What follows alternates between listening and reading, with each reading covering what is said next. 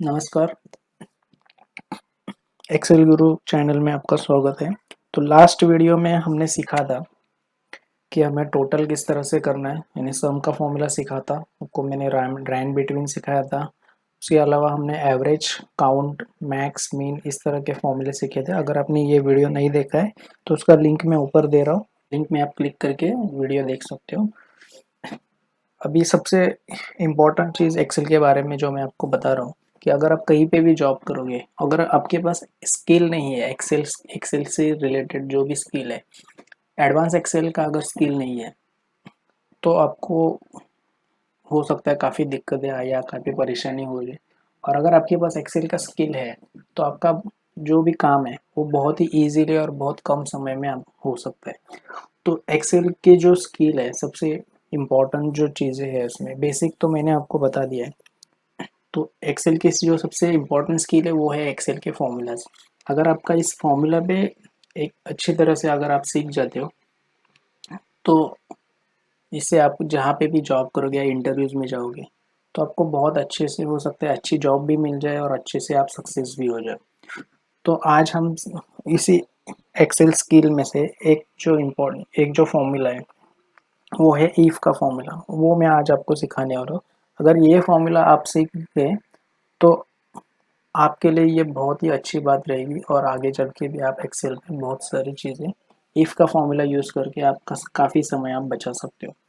तो सबसे पहले शुरू करते हैं। उससे पहले मैं आपको इफ़ फॉर्मूला सिखाने के लिए हम एक टेबल या डेटा रेडी करेंगे और डेटा रेडी करने के लिए हमें क्या करना है, एक शीट क्रिएट करना है। तो मैंने यहाँ पे क्लिक कर दिया, ये मेरा शीट 3 आ गया। अब इस शीट 3 में मैं क्या करता हूँ, ये जो मेरा शीट 2 है यहाँ से ही मुझे डेटा कॉपी करना है और ये डेटा कॉपी करके मुझे शीट 3 में लेके आना है। तो सबसे पहले हम ये डेटा कॉपी कर लेते हैं। इसको कॉपी करने के लिए क्या करोगे आप, कॉपी, तो ये मैंने बताया था, या कंट्रोल सी कर सकते हो। मुझे यहाँ पे आना है, यहाँ पे आके इसको पेस्ट करना है। पेस्ट करने के लिए क्या करोगे, कंट्रोल वी। कंट्रोल वी करने के बाद आप क्या करेंगे, इसका थोड़ा सा जूम लेवल बढ़ा देते हैं। तो इसको मैं जूम लेवल इंक्रीज कर देता हूँ 200%। तो इस तरह से कुछ हमारा डेटा रेडी हो गया। अब हमें क्या करना है, सबसे पहले इफ का फॉर्मूला जो आपको मैं बताऊंगा उसके पहले हमें कुछ परसेंटेज निकालने हैं। तो पहले तो मैं आपको ये सिखाऊंगी कि परसेंटेज एक्सेल में किस तरह से निकाले जाते हैं और उसके बाद हम इफ का फॉर्मूला यूज़ करके यहाँ पे निकालेंगे ग्रेड। तो ये कौन सा ग्रेड स्टूडेंट को हमें रहेगा, ये डिपेंड रहेगा कितने उसे परसेंटेज मिले। तो सबसे पहले हमें परसेंटेज निकालनी है। तो परसेंटेज निकालने के लिए क्या करेंगे हम, एक्सेल में परसेंटेज निकालना बहुत ही इजी है। सबसे पहले आपको इज इक्वल टू प्रेस करना है। इज इक्वल टू प्रेस करने के बाद आपको क्या करना है, जो आपकी टोटल है स्टूडेंट की, तो टोटल कहाँ पर है, सेल E3 में। तो आपको क्या करना है, सबसे पहले E3 को सिलेक्ट करना है। तो आप माउस से क्लिक कर सकते हो या तो आप यहाँ से लेफ्ट एरो प्रेस कर दो। तो अभी आप अगर कैलकुलेटर में या मैनुअली अगर परसेंटेज निकालोगे तो किस तरह से निकालोगे, तो जो टोटल मार्क्स है इसको डिवाइड करोगे जो मैक्सिमम टोटल मार्क्स होते हैं। तो जैसे समझ लेते हैं कि यहाँ पे 3 सब्जेक्ट है, तीनों सब्जेक्ट में मिला के जो मैक्सिमम टोटल मार्क्स है वो 300 है। तो ये जो टोटल है, इस टोटल को हम डिवाइड कितने से करेंगे, 300 से। तो एक्सेल में जब आपको डिवाइड करना होता है तो डिवाइड करने के लिए आप क्या करना होता है, सबसे आपको यूज़ करना होता है स्लैश। तो इस तरह से स्लैश का सिंबल यूज़ करोगे, दैट मीन्स आप डिवाइड कर रहे हो। डिवाइड कितने से करना है आपको, 300 से। तो मैंने क्या किया, E3 डिवाइड बाय 300। अब इसके बाद आप क्या करेंगे, मल्टीपल बाय 100, क्योंकि हमें आउट ऑफ 100 परसेंटेज क्या है, आउट ऑफ 100। तो इसलिए मल्टीपल बाय क्या करेंगे, 100, और इसको क्या करना है, एंटर। तो एंटर करने के बाद आपको परसेंटेज इस तरह से पता चल गया। अभी आपको सारे स्टूडेंट के परसेंटेज चाहिए। तो इसके लिए क्या करेंगे, इस फॉर्मूला को ड्रैग करना है नीचे। तो ड्रैग करने के लिए सबसे पहले क्या करें, सिलेक्ट करना है एरिया और कंट्रोल डी करना है।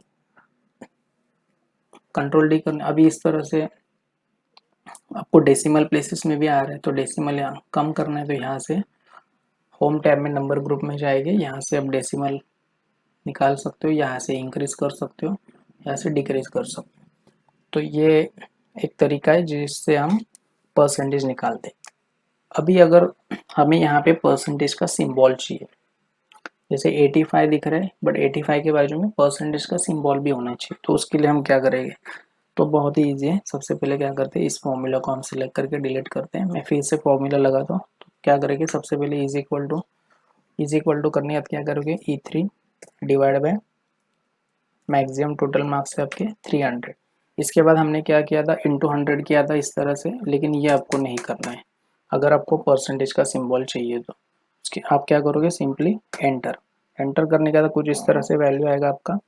अब आपको क्या करना है, यहाँ पे जाना है नंबर ग्रुप में, और यहाँ पे आपको परसेंटेज का सिंबल दिख रहा है, इस सिंबल पे जाके आपको क्लिक करना है। जैसे आप क्लिक करोगे यहाँ पे 85% आपको दिखाई देगा। अगर आपको इसको डेसिमल इंक्रीज करना है तो यहाँ से डेसिमल इंक्रीज कीजिए, और सारे स्टूडेंट को अप्लाई करना है तो सिलेक्ट करके क्या करोगे, कंट्रोल डी, तो ड्रैग हो जाएगा।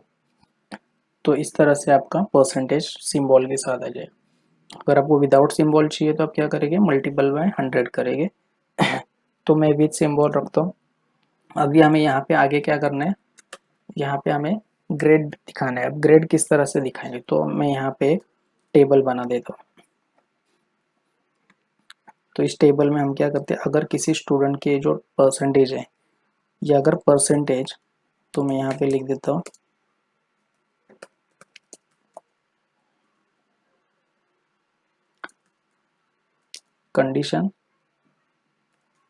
कंडीशन में मैं लिखता हूँ अगर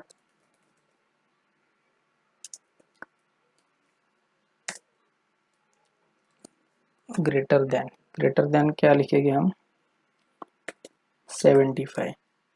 ग्रेटर देन 75 अगर किसी के मार्क्स है तो उसके लिए हम क्या ग्रेड देंगे, हम देंगे A+। अदरवाइज अगर ये ग्रेटर देन 75 नहीं है, कुछ और है, तो उसके लिए हम देंगे ओनली A।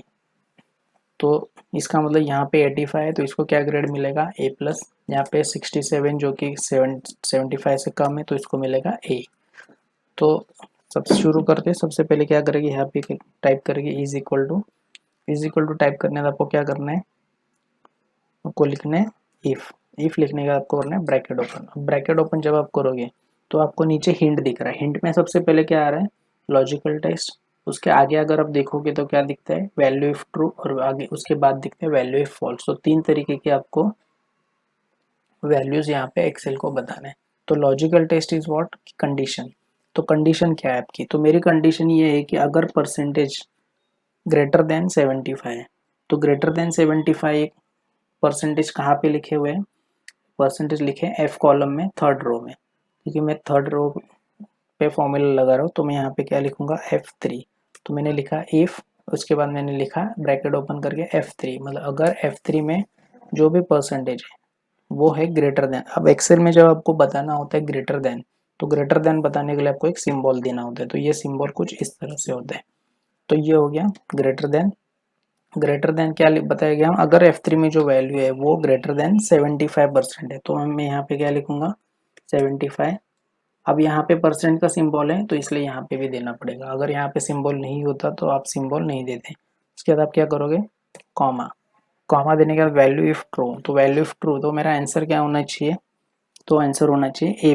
अब A+ जो कि टेक्स्ट वैल्यू है, तो टेक्स्ट वैल्यू ऑलवेज आपको इस तरह से डबल इन्वर्टेड कॉमा देके लिखनी होती है। तो यहाँ पे आप लिखोगे A+ और उसके बाद डबल इन्वर्टेड, फिर से आपको क्लोजिंग देना है।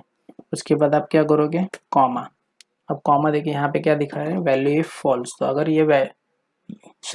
यहाँ पे F3 में ग्रेटर देन 75% है तो आंसर क्या आएगा, A+। Otherwise value if false मतलब अगर ये 75 नहीं है तो क्या आएगा, A। तो इसके लिए फिर क्या करेंगे, डबल इन्वर्टेड, फिर A, फिर डबल इन्वर्टेड, फिर ब्रैकेट क्लोज और एंटर। तो जैसे आप एंटर करोगे आप देख सकते हो यहाँ पे अभी हमारा आंसर क्या दिख रहा है आपको, 85% है, इसलिए यहाँ पे ग्रेड दिख रहा है A+। अभी इसको आपको क्या करना है, ड्रैग करोगे तो यहाँ पे सिलेक्ट करके क्या करना है, कंट्रोल डी। अब आप देखो यहाँ पे 70 67 तो A आ गया, 66 है A आया, जहाँ पे 75 से ज़्यादा यहाँ पे A+ आ गया। अभी हम क्या करते हैं, इसके मार्क्स चेंज करके देख लेते हैं कैसे करेंगे हम मार्क्स। यहाँ पे मैं लिख देता हूँ 75 75 75, तो एग्जैक्ट 75 है, तो जबकि यह एग्जैक्ट है इसलिए यहाँ पे A आ गया। मैंने क्या लिखा है, ग्रेटर देन दिया है, तो इसको क्या करते हैं, 76। तो मैं यहाँ पे करता हूँ 76, तो यहाँ पे 75.33 हो गया परसेंट, तो यहाँ पे ग्रेड चेंज होके क्या हो गया A+। तो ये मैंने बहुत ही आसान तरीके से बताया। अब इसको थोड़ा और कॉम्प्लेक्स बना दें, तो क्या करेंगे, यहाँ पे कंडीशन और यहाँ पे मैं लिखता हूँ ग्रेड। अब एक टेबल यहाँ पे हम बना लेते हैं। सबसे पहले मैं लिखता हूँ ग्रेटर, तो ग्रेटर देन के लिए इस तरह से सिंबल होता है। अब मैं लिखता हूँ greater than is equal to, मतलब ग्रेटर देन भी है और इज इक्वल टू भी है, इसलिए मैंने इज इक्वल टू का साइन दिया। अब मैंने यहाँ पे लिखा 75%, तो 75% या उससे ज़्यादा है तो उसके लिए हम क्या ग्रेड देंगे A+। फिर मैं यहाँ पे इसे डिलीट कर देते हैं। यहाँ पे मैं लिखता हूँ is equal to, so is greater than is equal to 60%, तो उसके लिए लिखते हैं A। उसके बाद ले greater than is equal to 45%, उसके लिए लिखते हैं B। उसके बाद greater than is equal to 35%, उसके लिए लिखते हैं C। और अब बचा हुआ है लेस देन, तो लेस देन के लिए क्या साइन होगा, इस तरह से लेस देन 35%, उसके लिए होगा D। अब इसको टेबल अप्लाई कर देते हैं, यहाँ से अलाइनमेंट कर देते हैं सेंटर। तो ये हो गया मेरे लिए कंडीशन। अब यहाँ पे आ जाते हैं, ये फॉर्मूला हम डिलीट कर देते हैं। अब फिर से फॉर्मूला लगाएंगे। अब मेरे पास कितनी कंडीशंस है, टोटल 5 कंडीशन। आप यहाँ पे नीचे स्टेटस बार पे देख सकते हो।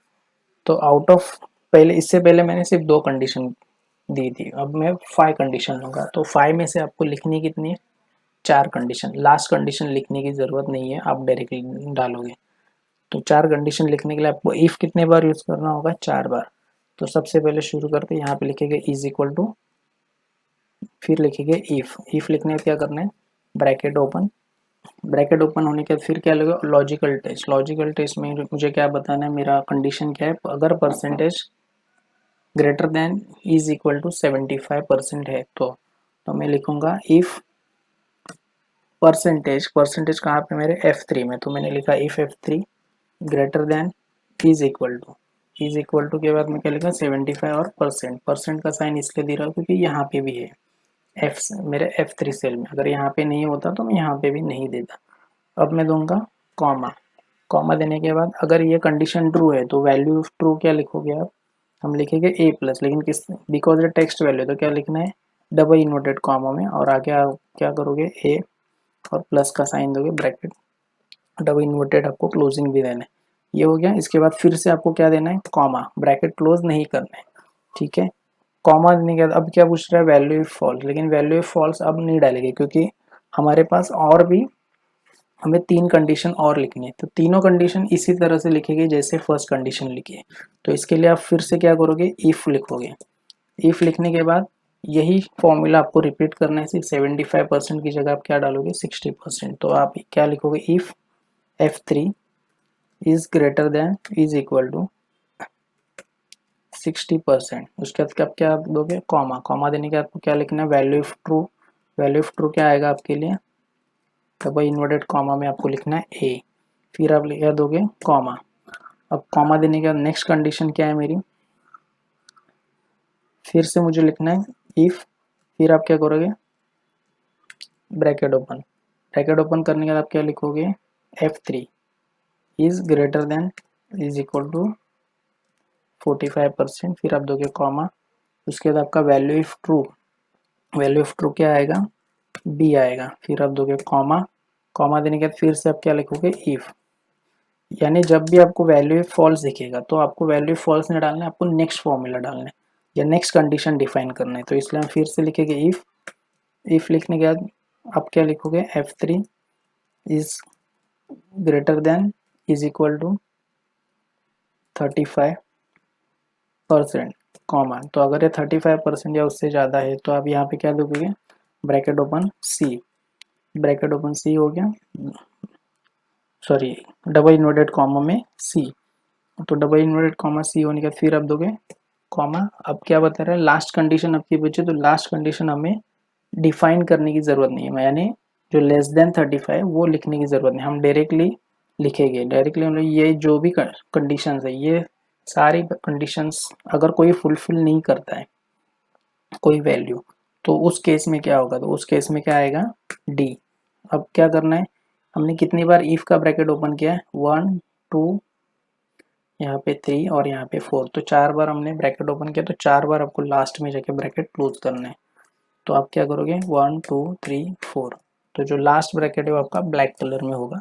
अब क्या करना है आपको, एंटर। तो जैसे आप एंटर करेंगे कुछ इस तरह से आपका फॉर्मूला आपको आंसर देगा। तो अब इसको ड्रैग करके देखते हैं। तो मैंने सिलेक्ट किया, आप क्या करेंगे, कंट्रोल डी। तो एक बार चेक कर लेते हैं। अब बी ग्रेड मिला है 54% को, तो ये करेक्ट है क्योंकि ये 60 से कम है और 45 से ज़्यादा है। अब हम यहाँ पे चेंज करके देख लेते हैं। जैसे यहाँ पे मैं लिखता हूँ 34 34 34, अब ये 34 है, तो यहाँ पे क्या हो गया आंसर मेरा, डी आ गया। अब इसको करते हैं 35 35 35, तो एग्जैक्ट 35% है, तो यहाँ पे आ गया डी। अगर मैं इसे 30, यहाँ पे आ गया सी। अगर मैं इसको 36 भी करता हूँ तो भी ये मोर देन 35, तो सी हो जाएगा। तो सी मेरा कब तक रहेगा, 45 से कम है तब तक, यानी 44 तक। तो अगर मैं इसको 44 भी करता हूँ तो भी मेरा ग्रेड क्या होगा, सी। लेकिन जैसे ये यहाँ पे 45 टच कर लेगा तो मेरा ग्रेड क्या हो जाएगा, बी। तो इस तरह से हम इफ का फॉर्मूला यूज करके जो भी हमारी कंडीशंस है उस कंडीशन के बेसिस पे आंसर या आउटपुट लेके आ सकते हैं। तो एक बार आप फॉर्मूला लिखोगे, आपके नीचे जितने भी सेल है वहाँ पे आप फॉर्मूला ड्रैग कर दो, उसके लिए ऑटोमेटिकली आंसर मेरा आ जाएगा। तो ये हो गया इफ जो है, इफ का फॉर्मूला जो मैंने सिर्फ इफ का फॉर्मूला मल्टीपल कंडीशंस के लिए यूज़ किया है। तो इफ के अलावा अभी मुझे ये भी होता है कि ये सिर्फ एक सेल पे डिपेंड नहीं करते, मल्टीपल सेल्स पे भी डिपेंड करता है। तो ऐसे भी मुझे रिक्वायरमेंट हो सकते हैं, तो उसके लिए हम इफ के साथ एंड या और फंक्शन यूज़ करके भी आउटपुट लेके आ सकते हैं। लेकिन वो कैसे लेके आना है ये आपको मैं नेक्स्ट वीडियो में बताऊंगा। तो अगर आपने मेरा चैनल सब्सक्राइब नहीं किया है तो आप चैनल सब्सक्राइब कर ले, तो आपको नेक्स्ट वीडियो का नोटिफिकेशन मिलते रहेगा। मिलते हैं नेक्स्ट वीडियो में।